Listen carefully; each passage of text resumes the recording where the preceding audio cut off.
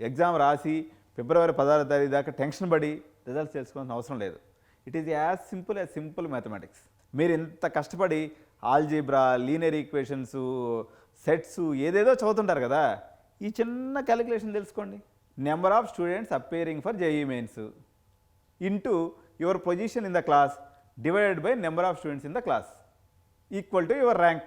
దీని గురించి ఇంత హార్నెస్లో పనిచేయాల్సినటువంటి అవసరం ఏంది? వెదర్ నీకు కెపాసిటీ ఉంది, క్యాపబిలిటీ ఉంది, దున్నే వెళ్ళిపో ముందుకి.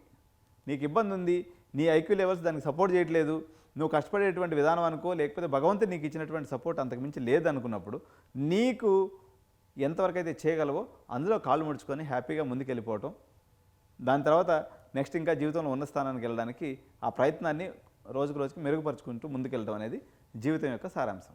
తల్లిదండ్రులారా, ఈ విషయాన్ని మీరు ధృవపరచుకొని ఈ వీడియోని వీలైనంత ఎక్కువ మంది మీ స్నేహితులకి, బంధువులకి, అదేవిధంగా ఎవరైతే intermediate first year, second year చదువుతున్నారో వాళ్ళ తల్లిదండ్రులను చేరవేసినట్లయితే మీ ఎమోషన్స్ కోసం ఐఐటి అనేది మా ఎమోషన్. ఇప్పుడు నాకు కూడా ప్రైమ్ మినిస్టర్ కావడం అనేది ఎమోషను. నేను కూడా టీఎంనా, మా మోడీ గారు కూడా టీఎంనాడు, నేను మోడీని అయిపోతానండి. ఆలోచన వేరే, ఆచరణ వేరే. భగవంతుడు మనకి ఏదైతే రాసి పెట్టుంటాడో అది జరుగుతుంది. కానీ ప్రాక్టికల్ లైన్లో ఆలోచించండి. ఈ రోజు ఉన్న పొజిషన్ మీద రేపటికి మెరుగుపరుచుకోవడానికి ప్రయత్నం చేయండి తప్ప ఆకాశానికి గాలం వేసి ప్రతి ఒక్కరు ఎవరెస్ట్ అందుకోవాలి, ప్రతి ఒక్కరు ఐశ్వర్యాన్ని పెళ్లి చేసుకోవాలంటే వాళ్ళు బ్రహ్మచారిగా మిగిలిపోతారనే విషయాన్ని గుర్తుంచుకోవాలి. Thank you so much. జై హింద్.